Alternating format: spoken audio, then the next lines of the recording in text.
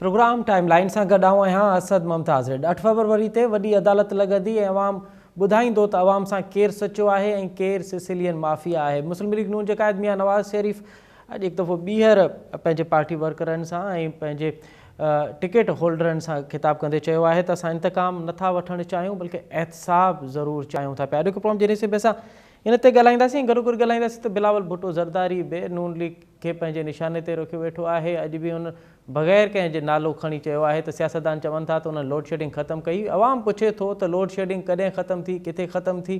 Peoples party ऐं नून league जे विच में हीअ जेको दूरियूं वधनि पियूं ऐं हिक ॿिए जे ख़िलाफ़ु जेका बयानबाज़ी पई थिए, प्रोग्राम जे ॾिस में असां इन ते बि ॻाल्हाईंदासीं। ऐं गॾो गॾु ॻाल्हाईंदासीं त मौलाना फज़लुर रहमान इलेक्शन कमीशन खां मुतालबो कयो आहे त अॻूणे सदर आसिफ़ अली ज़रदारी जे बयान जी तहक़ीक़ कई वञे, जंहिंमें आसिफ़ अली ज़रदारी चयो हो त KPK में अॻूणे वज़ीर आज़म ऐं PTI जे अॻूणे चेयरमैन या PTI जे चेयरमैन अफ़गानियुनि जा वोट रजिस्टर्ड कराया आहिनि। इन तमामु तर मामलनि ते ॻाल्हाईंदासीं। इन असांखे प्रोग्राम में जॉइन कयो आहे डॉक्टर शाज़िया सुमरो साहिबा, पाण पीपल्स पार्टी जी मरकज़ी अॻवान आहिनि, क़ौमी असम्बली जी अॻूणी मेंबर आहिनि। उन सां गॾु गॾु असांखे जॉइन कयो आहे सिद्दीक़ुल फारूक साहब, पाण मुस्लिम लीग नून जा मरकज़ी अॻवान आहिनि। ऐं असांखे जॉइन कंदो असलम गौरी साहब, पाण JUI जा मरकज़ी तर्जुमान आहिनि।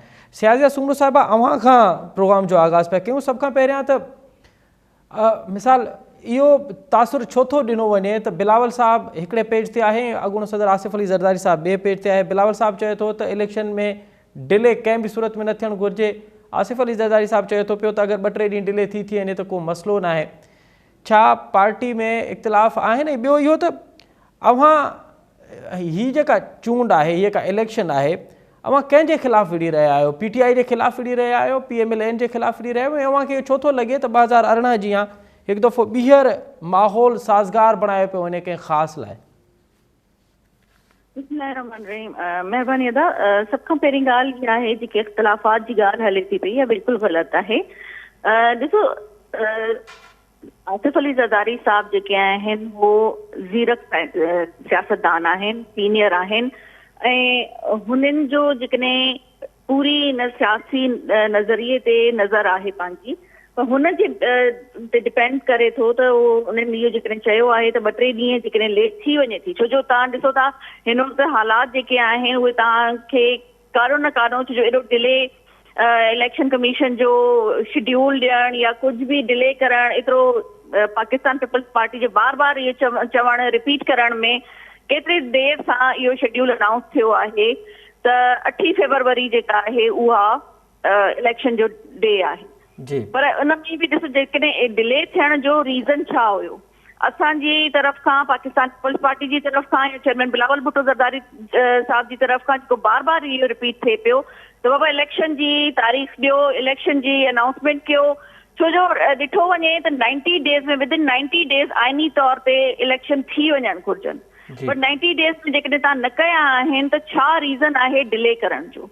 त इन्ही शक में असांखे इहो लॻे पियो त जेके आहे न इलेक्शन टाइम ते न थींदा ऐं इन्ही जे करे बार बार जनाब बिलावल भुट्टो ज़रदारी साहब बार बार इन शइ खे रिपीट कंदा रहिया ऐं उन्हनि जे इन ॻाल्हि ते रिपीट करण ते बि जेको आहे त डेट मिली आहे इलेक्शन जी। पर मुंहिंजे ख़्याल में जेको आसिफ़ अली ज़रदारी साहब जिन चयो आहे त इहा डेट बि जेके हालात लॻनि था उन में इलेक्शन कमीशन जेको एतिरो कॉन्फिडेंटली साम्हूं अची कोई बयानु नथी ॾिए पई, त दैट मीन्स की कोई न कोई उन्हनि जो अॻिते पोइते करण जो को रीज़न आहे। पर जेकॾहिं कुझु ॾींहं बि अॻिते थी थो वञे पियो त उन में बि असां मुक़ाबले लाइ तयार आहियूं। असां त चऊं था, पाकिस्तान पीपल्स पार्टी चाहे थी त अॼु बि जेकॾहिं इलेक्शन थी वञे त असां अॼु बि इलेक्शन जे मैदान में लहण लाइ तयार आहियूं।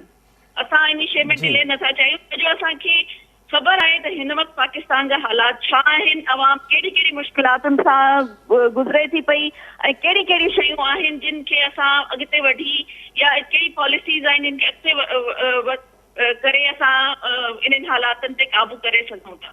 त मुंहिंजे ख़्याल में इन्हनि सभिनीनि हालातुनि जो जेको कंट्रोल करण जो रीज़न आहे या जेको शइ आहे उहा आहे इलेक्शन।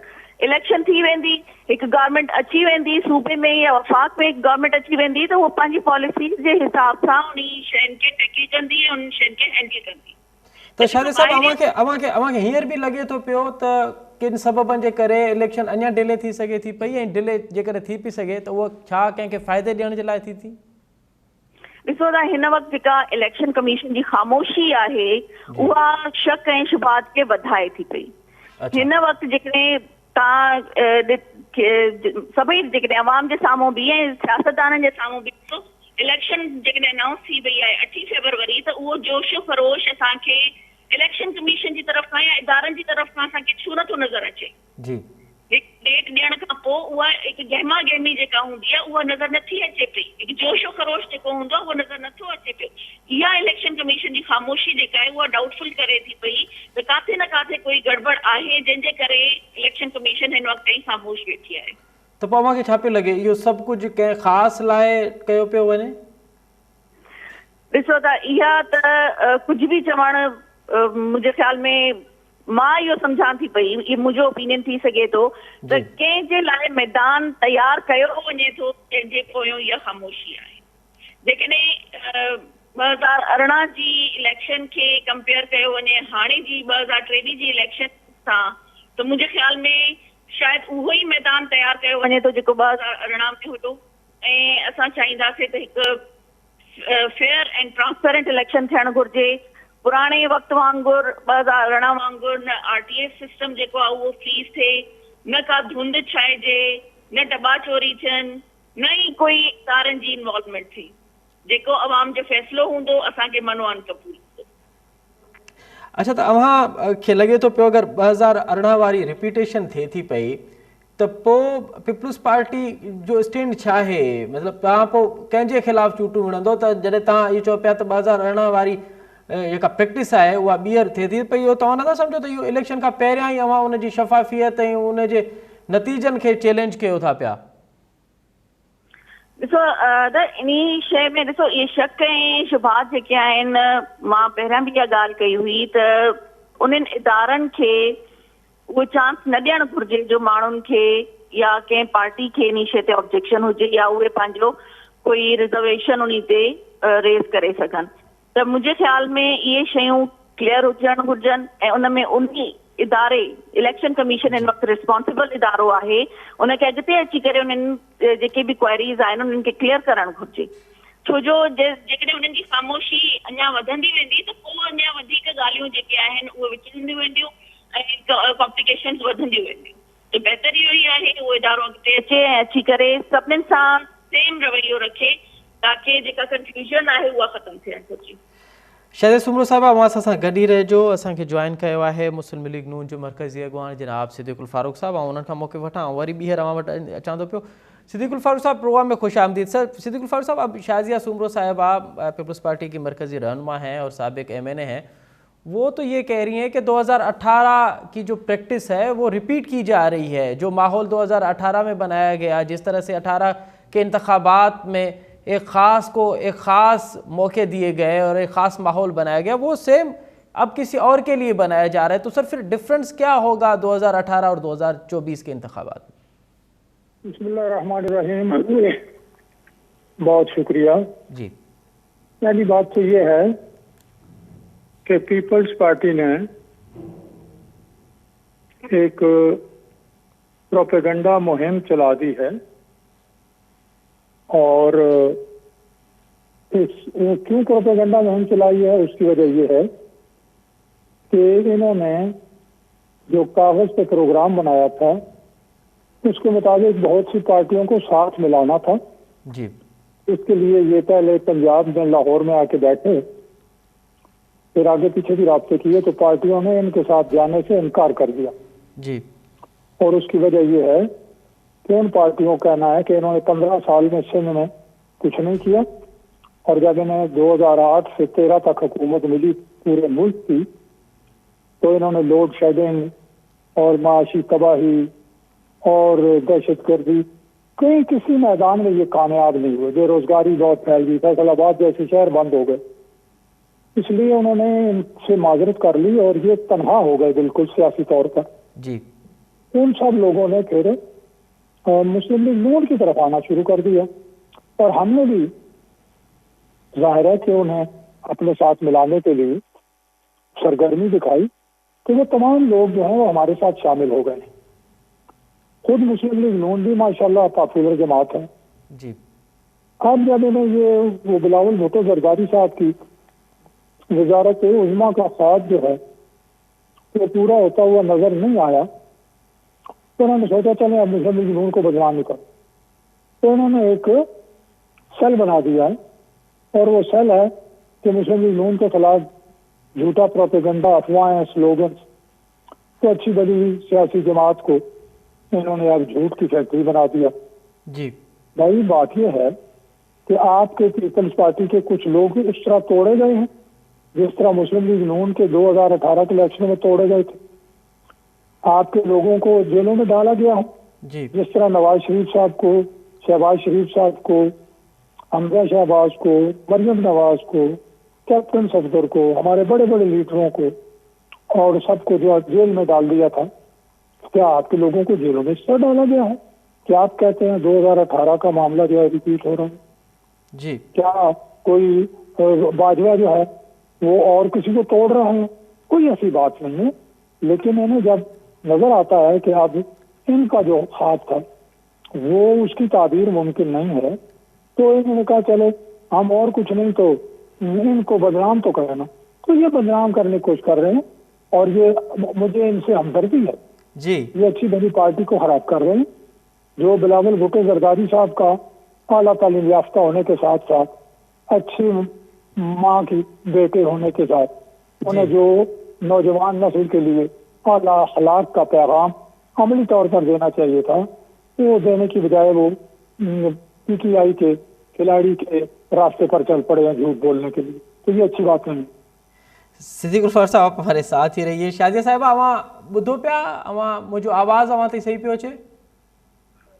जी जी अदा, पर फारूक साहब की आवाज कौन पई अचे? अच्छा, सिद्दीक फारूक साहब अब ये कह रहे हैं कि ये फरमा रहे हैं कि जो उम्मीद की जा रही थी कि बिलावल साहब जो है अपनी लेगेसी को कंटिन्यू करेंगे, वो वहाँ तो कंटिन्यू नहीं कर पा रहे, लेकिन वो उन्होंने पीटीआई का रवैया अपनाया हुआ है जो दुरुस्त नहीं है, और वो हमारे खिलाफ जो तनकीद की जा रही है, जो माहौल बनाया जा रहा है, उसका एक सबब है कि पीपल्स पार्टी के पास कारकर्दगी नहीं है और वो आइसोलेशन का शिकार है, इसलिए बुनियादी तौर पे इसलिए तनकीद की जा रही है नून लीग पे। सिद्दीक फारूक साहब ऐसा है सर?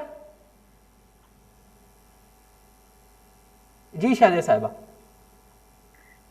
अदा बिल्कुल ये ना है, ॾिसो असांजी पॉलिटिकल ग्रूमिंग जेका आहे या असांजी पार्टी जी तरफ़ सां अहिड़ी कोई ॻाल्हि न हूंदी आहे कि असां इल्ज़ामात वारी सियासत कयूं या असां कोई इंतशार वारी सियासत कयूं। असांखे ख़बर आहे त अवाम जेका आहे उहा सही फ़ैसिलो करण वारी आहे। असां इन करे चऊं था बार बार इलेक्शन जे लाइ त अवाम में वञो ऐं अवाम जे ताक़त जेका आहे उहा फ़ैसिलो कंदी त केरु सही आहे केरु ग़लति आहे, ऐं उहो फ़ैसिलो असांखे क़बूल हूंदो। पर जेकॾहिं उन शइ जेका 3 महीननि जे अंदरि इलेक्शन जी अनाउंसमेंट थियणी आहे, अनाउंसमेंट खां पोइ इलेक्शन थियणी हुई, उन में डिले थियण ऐं उन खां पोइ उहे सियासतदान जेके 4 साल ताईं या 4 भेरा पहिरियों 3 भेरा पहिरियों इलेक्ट थियण जे बावजूदि चवनि था त अञा असां अज़ालो न करे सघिया आहियूं, कोई कमी पेशी रही चुकी आहे, त 3 दफ़ा इलेक्ट थियण जे बावजूदि जेके तव्हां कमी पेशी ख़तमु न करे सघिया त चौथे दफ़े कहिड़ो अहिड़ो फार्मूलो आहे जेको तव्हां यूज़ कंदा ऐं उन में तव्हां कहिड़ी अहिड़ी जादू जी छड़ी घुमाईंदा जंहिंसां तव्हां सभु मसइला हल करे छॾंदा। त इहे शयूं आहिनि जेके तव्हांखे असांखे अवाम खे डाउटफुल करनि थियूं पियूं। तव्हां उहे एटलीस्ट या त पंहिंजो मंशूर या जेके पॉलिसी आहे तव्हां ॿुधायो त सही तव्हांजी स्ट्रेटेजी छा आहे। पर जेकॾहिं ख़ामोशी हिकु तरफ़ इदारनि जी ख़ामोशी, ॿी तरफ़ हिननि जे इल्ज़ामात जी सियासत, ॾिसो इहा नून लीग जो शेवो थी सघे थो त उहे इल्ज़ामात जी सियासत करनि, गालम गलोच जी सियासत करनि, या थी सघे थो असांजी तरफ़ सां नाहे। हिस्ट्री में रहियो आहे त उहो इन तरह जी सियासत कंदा रहिया आहिनि, पर असांजी तव्हां हिस्ट्री खणी ॾिसो ऐं पाकिस्तान पीपल्स पार्टी खे कहिड़े टाइम ते टोड़ण जी कोशिश न कई वई आहे। हर दफ़े कोई न कोई इतिहाद थियो आहे। शायद साहब अवां खे लगे तो पियो हिन भेरे बि पीपल्स पार्टी में डार विझण जी कोशिश कई पई वञे? बिल्कुल इहा ई आहे न, त मां इहा ई ॻाल्हि कयां पई त कहिड़े टाइम में, कहिड़े दौर में, कहिड़ी इलेक्शन में पीपल्स पार्टी जे मथां क्रैकडाउन नाहे थियो। हर दफ़ा कुझु न कुझु थियो आहे। तव्हांखे यादि हूंदो त हिस्ट्री में कहिड़े तरीक़े सां कोड़नि जी जो सामनो, फांसी जो सामनो, ऐं असां साम्हूं सीसा फलाई दीवार वांगुरु बीठा हुयासीं ऐं उन माण्हुनि साम्हूं मुंहुं ॾिनो आहे उन्हनि तकलीफ़ुनि खे, इन्हनि अज़ियतुनि खे। एसि ताईं जो मोहतरमा खे इहा बि धमकी मिलियल हुई त जेकॾहिं तव्हां वापसि ईंदा त तव्हांखे शहीद कयो वेंदो, पर मोहतरमा उन हूंदे बि उन चयो त पाकिस्तान जी अवाम मुंहिंजी ताक़त आहे, मां अवाम में जेकॾहिं मूंखे मरणो हूंदो त मां पंहिंजी अवाम में पंहिंजी धरती ते मरंदमि। इन तरीक़े जी सियासत पाकिस्तान पीपल्स पार्टी कंदी आहे। तव्हां हिन वक़्तु बि ॾिसो, चेयरमैन बिलावल भुट्टो ज़रदारी साहब केट में अवामी राब्ता मुहिम हलाइनि था पिया। योम तासीस में बलोचिस्तान में जेको अवाम जो समुंड उन्हनि गॾु कयो आहे, इन में तव्हां छा सम्झो था त पाकिस्तान पीपल्स पार्टी जेका आहे अवामी सियासत नथी करे? छा पाकिस्तान पीपल्स पार्टी में कोई दरार आहे? अहिड़ो कोई न आहे। बाक़ी पाकिस्तान पीपल्स पार्टी खे तोड़ण जे लाइ इलाही कोशिशूं कयूं वञनि थियूं, पर अल्हम्दुलिल्लाह पाकिस्तान पीपल्स पार्टी जो वर्कर, पाकिस्तान पीपल्स पार्टी जा कारकुन ऐं उन्हनि जा उहिदेदार ऐं लीडरशिप सभु हिकु रिश्ते आहिनि।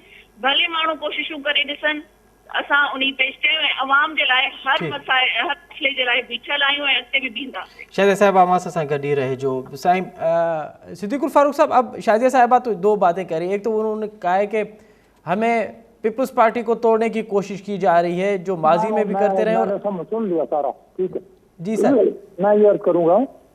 जी सर, पहली बात तो ये है कि किसी ने पीपल्स पार्टी को तोड़ने की कोई कोशिश नहीं की। कौन सा बंदा तोड़ा है? अच्छा, नहीं तोड़ा।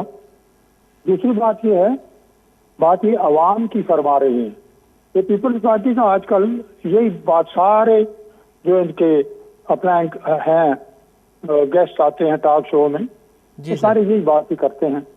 लेकिन ये जो काबिल जिक्र पार्टियां हमारे साथ आई हैं जी, APK में मौलाना फजलुर रहमान साहब जी की JUI, जी सिंध में भी जी सर, सिंध में NQM और दूसरी पार्टियां, GDA और दूसरे लोग, बलूचिस्तान की पार्टियां, अच्छा जनाब इसी तरह से पंजाब में काबिल जिक्र लोग पार्टियां जी जो हमारे साथ, तो उनके साथ लोग हैं ना, वोट है ना लोगों के। हमने किसी को लोटा नहीं बनाया। अलबत्ता पीपल्स पार्टी की क़यादत में जी सर, पिछली दफा बलूचिस्तान में हमारी सिटिंग गवर्नमेंट में जाकर नकब लगाई, हमारे सिटिंग MPs को लोटा बनाया, हमारी हुकूमत वहां से खत्म की। सेनेट के इलेक्शनों में इन्होंने जो कुछ किया वो भी इन्होंने लोटा गर्दी की। इसी तरह से आप इनकी कारकर्दगी व सिंध में देखें, मयार तालीम क्या है, कागजी मंसूबे हैं, 22,000 अरब रुपए 15 सालों में इन्होंने वसूल किए हैं मरकज से। 22,000 अरब रुपए का हिसाब इनसे लेना है। अब ये हमारी बात कर रहे हैं कि इन्होंने 3 दफा क्या कर लिया, यानी हद हो गई है। आपसे तो कुछ ना हुआ, आपने तो 5 साल की हुकूमत में 8 से 13 तक लोड शेडिंग भी बढ़ा दी, 20-20 घंटे दहशतगर्दी बढ़ा दी, बेरोजगारी बढ़ा दी। हमने लोड शेडिंग खत्म की हुजूर। 2013 में हमारी हुकूमत आई। सर ये सवाल तो सर आज बिलावल सुन ले प्लीज थोड़ा सुन ले प्लीज। ये सर PPAC हमने मनाया, 32 अरब डॉलर की सरमायाकारी हुई। ऑरेंज ट्रेन, मेट्रो, यूनिवर्सिटियां, 100 रुपए का डॉलर। आप ये देख लें, 35 रुपए किलो आटा, 52 रुपए किलो चीनी, 4% जो है इन्फ्लेशन, शरह सूद 5.6%, तरक्की की शरह 6% सालाना। अच्छा जनाब, हेल्थ कार्ड, अस्पताल, रोजगार, तालिब इल्मों को जनाब स्कॉलरशिप्स, लैपटॉप्स और रोजगार, और क्या क्या हमने नहीं किया। बैन अवी सतह पे ताल्लुकात हमने बेहतर किए। तो ये आपको कारकर्दगी कैसे नजर आएगी? यानी यही मैं कहता हूं कि अल्लाह का खौफ करें और झूठ न बोले। आपकी कारकर्दगी सामने है। हमने दहशतगर्दी खत्म की जी, हमने दहशतगर्दी खत्म की अल्लाह के फजल करम से, ये सबको पता है। सिद्दीकुल फारूक साहब, आज बिलावल ने कहा है कि उन्होंने किसी का नाम नहीं लिया, लेकिन उन्होंने ये बात कही कि सियासतदान कह रहे हैं कि उन्होंने लोड शेडिंग खत्म की, लेकिन अवाम पूछ रही है कि लोड शेडिंग कब खत्म हुई है, पाकिस्तान में लोड शेडिंग खत्म कब हुई है? एक और झूठ बोला उन्होंने। ये बात तो बिलावल आज कह रहे हैं जी सर। ओ भाई, ये बात तो इमरान खान ने तस्लीम की, जो बहुत बड़ा झूठा है, कि 12,000 मेगावाट बिजली मुस्लिम लीग नून ने बनाई, और उसने ये कहा पार्लियामेंट में कि मुस्लिम लीग नून ज्यादा बिजली बना गई है, इतनी जरूरत नहीं थी। यानी हद हो गई है। अब मुझे बिलावल से हमदर्दी भी है जी। वो बोलेंगे झूठ 2 महीने जब तक इलेक्शन हो नहीं जाते, बोलने दें। झूठ बोलने से उनका अपना जो है ना वो इमेज खराब होगा। तो आप फिर सिद्दीकुल फारूक साहब, आप जरा ये बताइए कि आप इलेक्शन किसके खिलाफ लड़ रहे हैं, पीटीआई के खिलाफ या पीपुल्स पार्टी के खिलाफ? सर, हम इलेक्शन लड़ रहे हैं आवाम के हक में, माशी बर्बादी के खिलाफ जी, बेरोजगारी के खिलाफ, दहशतगर्दी के खिलाफ।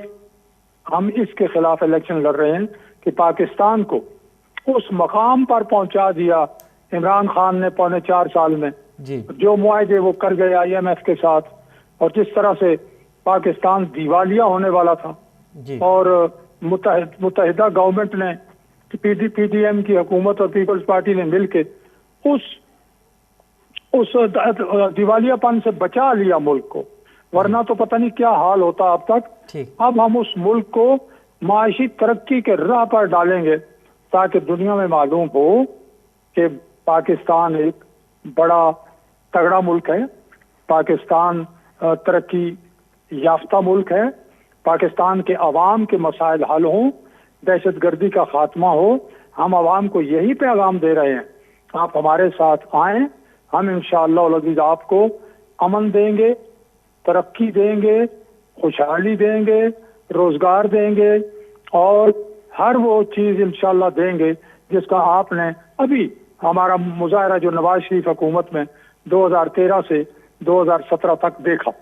ठीक है सिद्दीकुल फारूक साहब, आप हमारे साथ ही रहिए। शायद साहब आवाम बुधाए जो आप सुनाइए कि आप किसके ओपोनेंट के खिलाफ कर रहे हैं? आप मतलब आपका ओपोनेंट कौन है इलेक्शन में, PMLN या तहरीक इंसाफ?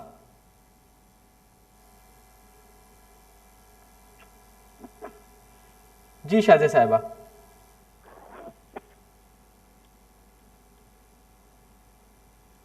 हेलो जी जी शादी साहिबा जी प्लीज।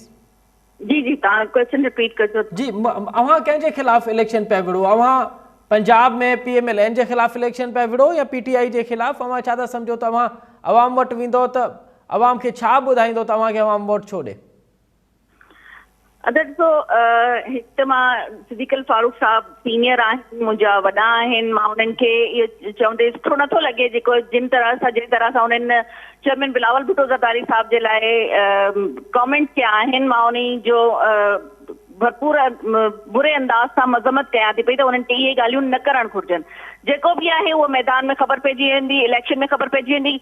एटलीस्ट तव्हां पाण खे एतिरो घटि न कयो जो तव्हांखे पाण पंहिंजे इन किरदार खां हेठि अची करे ॻाल्हाइणो पए।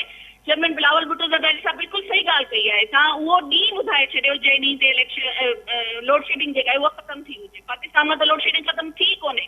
ऐं जेकी बि तव्हां दावा कयो था उन मां को हिकिड़ो दावो तव्हां ॿुधायो जंहिंजो तव्हां पाण इनिशिएटिव वरितो हुजे। CPEC पीपल्स पार्टी जो इनिशिएटिव, थरकोल पीपल्स पार्टी जो इनिशिएटिव, ऐं सिहत सहूलियत कार्ड बिस जो प्रोग्राम आहे। तव्हां कहिड़ी इनिशिएटिव ते पंहिंजो क्रेडिट वठणु चाहियो था पिया? इहे सभु चवण जूं ॻाल्हियूं आहिनि, इल्ज़ामात जूं ॻाल्हियूं आहिनि। माण्हुनि में इलेक्शन जे लाइ जेको मुंहुं खणी करे वेंदा न त उहे इहे ई शयूं क्रेडिट ते खणी करे वेंदा। बाक़ी पाकिस्तान पीपल्स पार्टी जेकॾहिं तव्हां सिंध में अचो, हे जुड़ियल आहिनि सिंध में बि ऐं इलेक्शन में बि, छो जो सिंध में हिननि एतिरो वॾो पंहिंजो इतिहाद ठाहियो आहे। सिर्फ़ु हे जुड़ियल आहिनि पाकिस्तान पीपल्स पार्टी जे इलेक्शन खटण तां, छो जो पाकिस्तान पीपल्स पार्टी अवाम खे डिलीवर कयो आहे। कराची में buses, pink buses, red buses जेके बि आहिनि उहे सॼो पाकिस्तान पीपल्स पार्टी जी तरफ़ सां थियूं आहिनि। जेको being a foreign minister chairman Bilawal Bhutto Zardari साहब 16 और 18 मंथ्स में जेको डिलीवर कयो आहे, तव्हां उन में ॾिठो हूंदो त जेको सैलाब आयो, जेको फ्लड आयो हुयो, उन में सेक्रेटरी जनरल UN विजिट कयो है। शहबाज शरीफ साहब उन खे एप्रिशिएट कयो आहे। छा शहबाज शरीफ साहब नून लीग जो हिसो न आहिनि?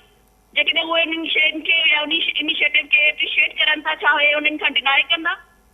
न कंदा न। जो जंहिं तरीक़े सां 18 मंथ्स में चेयरमैन बिलावल भुट्टो ज़रदारी साहब जी प्रोग्रेस रही आहे, परफॉर्मेंस रही आहे, उन्हनि पूरे दुनिया में विजिट करे पाकिस्तान खे आइसोलेशन मां कढियो, माण्हुनि खे पाकिस्तान में इन्वेस्ट करण ते राज़ी कयो। छा इन्ही में हो इनिशिएटिव डिनाए?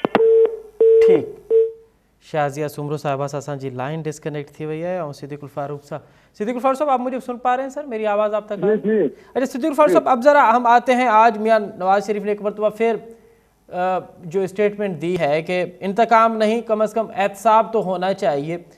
तो क्या मुस्लिम लीग नून इस बात पे आयद है, इस बात पे है कि 2018 में जो कुछ भी हुआ, जो उस वक्त मरूकात थे और जो उसके किरदार थे, क्या उनको अदालत के कटहरे में लाने का मुस्लिम लीग नून ने तयन कर दिया है? मैं अर्ज करता हूँ इस सिलसिले में, लेकिन एक दो जुमले बोल लूँ। जी जी प्लीज। ये इलेक्शन 2018 के हो गए थे जी, लेकिन अभी नवाज शरीफ साहब ने हल्फ नहीं उठाया था कि चीनी सदर का दौरा हुआ पाकिस्तान का, जी, और उन्होंने दावत दी नवाज शरीफ साहब को कि आप हल्फ उठाने के बाद पहला दौरा चीन का। 2013 की बात कर रहे हैं सर आप? 2018 में तो मियां साहब थे ही नहीं सर। 13 की जी 13 की। ओके। तो नवाज शरीफ साहब वजारत उज़्मा का हल्फ उठा के सीधे चीन गए जी, और उस वक्त सी पैक का जो है वो मामला तय हुआ और उसकी इब्तिदा हुई। इसी तरह से शहबाज शरीफ और नवाज शरीफ को तो बिलावल साहब, अंकल नवाज शरीफ और अंकल शहबाज शरीफ, और नवाज शरीफ साहब की शहबाज की तो इतनी तारीफें की उन्होंने जी, ये थर कोल के लिए नवाज शरीफ साहब बतौर वज़ीर आज़म गए तो वहाँ ये आए और इन्होंने अंकल नवाज शरीफ कहा। फिर उन्हें मिलने ये अपना गए, लंदन गए नवाज शरीफ साहब को मिलने। तो ये इस तरह मैं फिर कहूँगा ऐसी बातें न करें। अच्छा, अब आपने फरमाया है, जी, देखिए इंतकाम होता है, उसमें गुस्सा होता है, उसमें एक सजा देने की सोच होती है, और एहतसाब जो है वो इदारे के जरिए होता है। जी, इदारा मिसयूज नहीं हो सकता।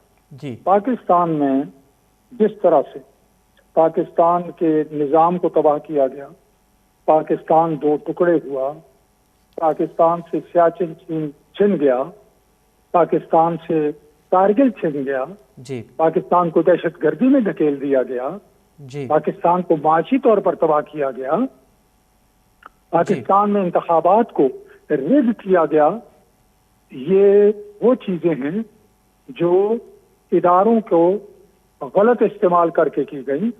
तो ये एहतसाब एक निज़ाम के तहत होना चाहिए जी, ताकि मुस्तकबिल में वो पाकिस्तान जो 24-25 करोड़ अफराद का मुल्क है, जिसमें 5 मौसम है, 4 में 5, जी, जिसमें रेगिस्तान भी हैं, दरिया भी हैं, समुंदर भी हैं, मैदान भी हैं, ठीक, पहाड़ भी हैं, ठीक, हर तरह के मौसम हैं यार, और नौजवान नस्ल मौजूद है, वसाइल हैं।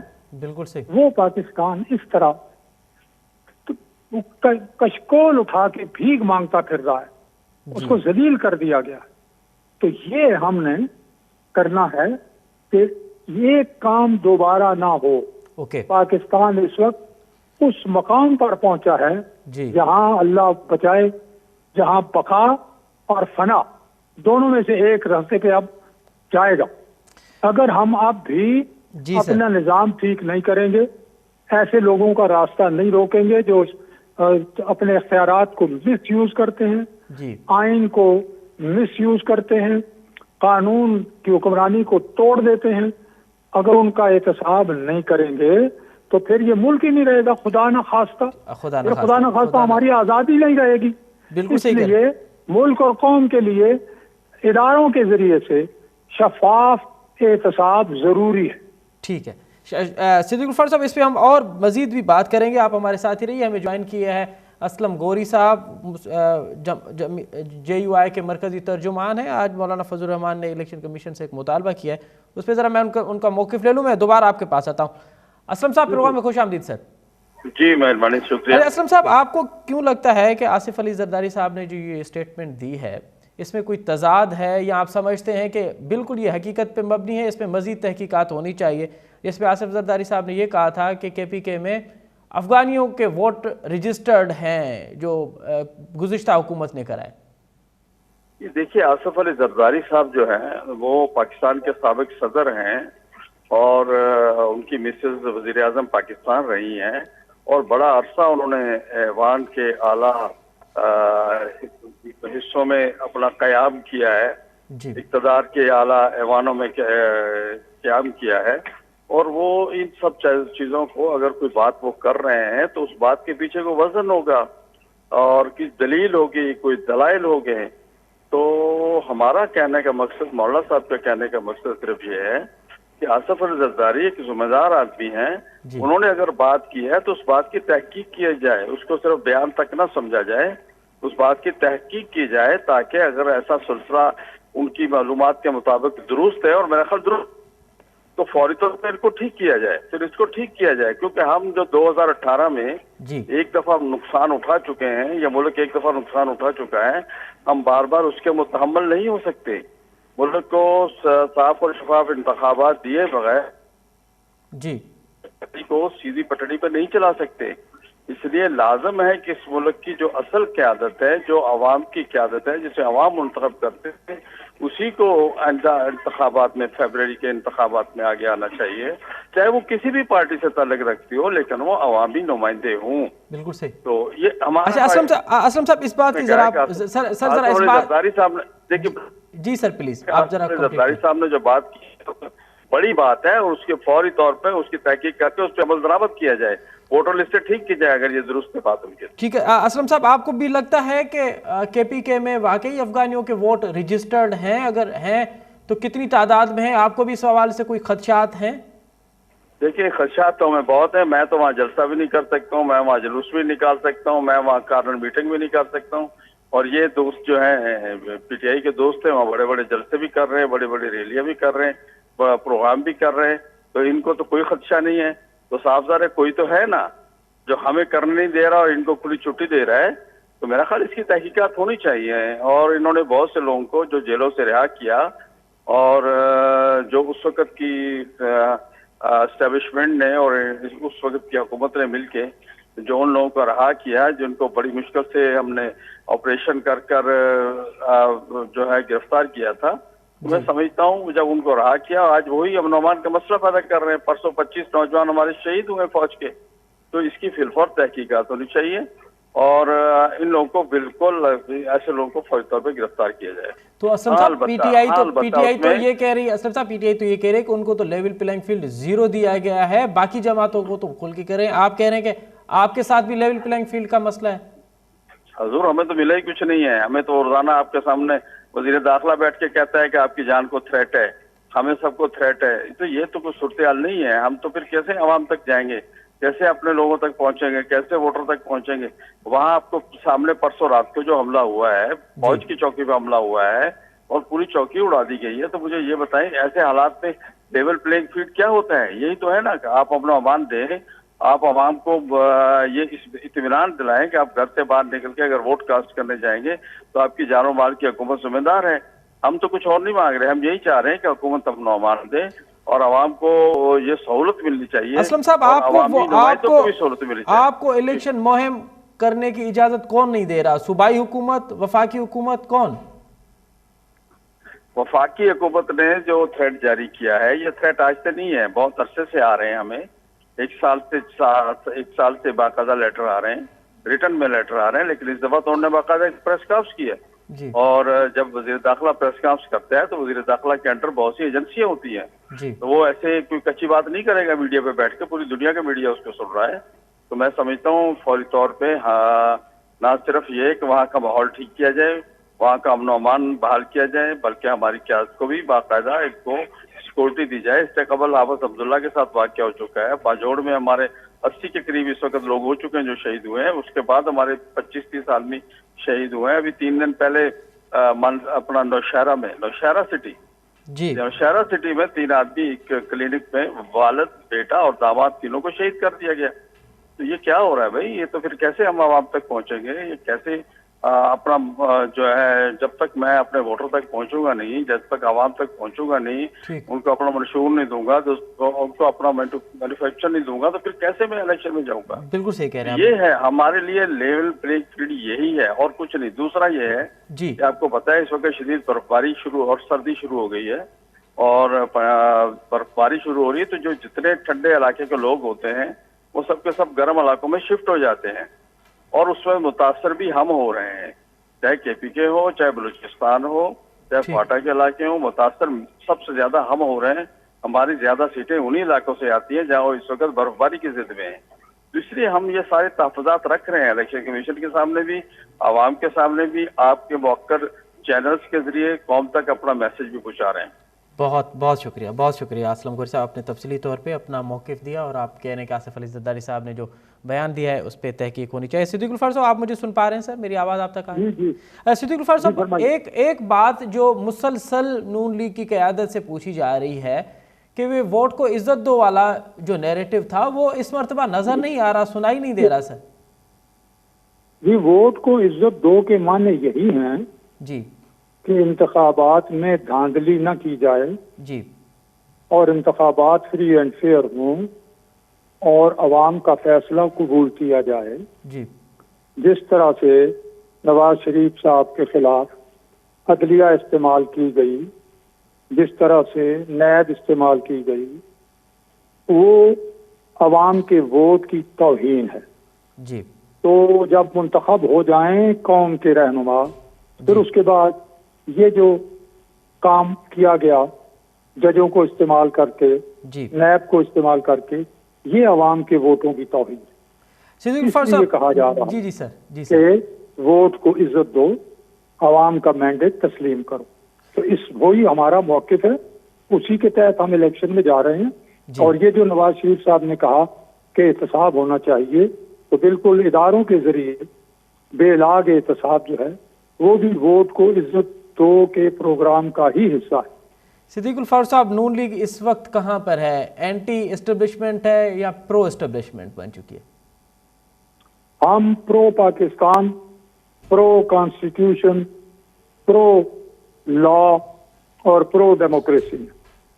बहुत बहुत शुक्रिया सिद्दीक़ुल फ़ारूक साहब, असलम गौहरी साहब, शाजिया सुमरो साहिबा, बहुत शुक्रिया। आप तीनों मोज़ शख्सियत का बहुत शुक्रिया। नाज़रीन, आप पीपल्स पार्टी PMLN ऐं JUI जो मौक़िफ़ ॿुधो। JUI जी क़यादत इहो सम्झे थी पई त आसिफ अली ज़रदारी साहब जो इहो बयान त KPK में अफ़गानियुनि जा वोट रजिस्टर्ड आहिनि, इहो बयानु इंतिहाई संजीदा आहे। इनखे सिर्फ़ु बयान जी हद ताईं न वरितो वञे ऐं इलेक्शन कमीशन इन हवाले सां तहक़ीक़ करे ऐं उन्हनि खे ख़दशा आहिनि त गुज़िरियल हुकूमत वॾी तादाद में अफ़गानियुनि जा वोट रजिस्टर कराइनि। इहो ख़ुदि मुल्क जे इदारनि ते पिणु सवालिया निशान आहे। जेकॾहिं कंहिं गैर मुल्कियुनि जा वोट रजिस्टर हुजनि त पोइ इन खां वधीक इलेक्शन जी शफ़ाफ़ियत खां सवाइ इन खां वधीक इलेक्शन जी शफ़ाफ़ियत ते ॿिया कहिड़ा सवाल थी सघनि था पिया।